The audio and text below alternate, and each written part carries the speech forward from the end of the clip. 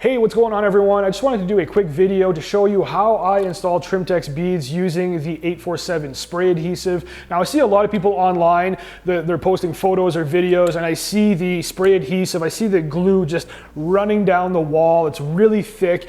You're not doing yourself any favors by spraying the adhesive really heavy. So I'll give you an example of how I install my beads. So all I do is I give the can a light shake, I do a light spray, just like that, very light spray. Then I twist my nozzle the other way. I give my bead a light spray. So there you go.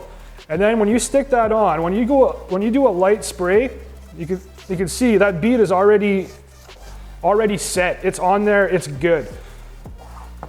So a little bit of movement, but it's already set up. So that's how I like to do my installs. It sets up a lot quicker. You have a little bit of working time. But when you spray it really thick, I'll give you an example. One, you're wasting a lot of product. So I'll show you what that would look like. We'll go a little higher. So I see people online and their spray looks like that. And then you spray your bead and the spray on the bead is equally as thick. So when you have a very, very thick spray like this, you can see just how thick it is. What happens is your bead, it slides all over. It doesn't tack up right away.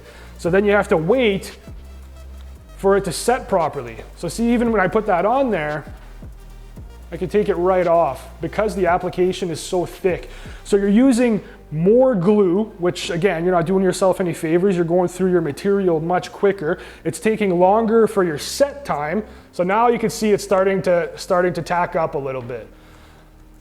Whereas this one has already been set, it's already ready to coat, and you can see how much spray adhesive we saved compared to this one that's up here. And even here, there's no runs of the adhesive. But I see a lot of people online, I see their posts, and you've got just adhesive running down the wall. If you're spraying it that thick, you're not doing yourself any favors. So I just wanted to do that quick tip video for you guys.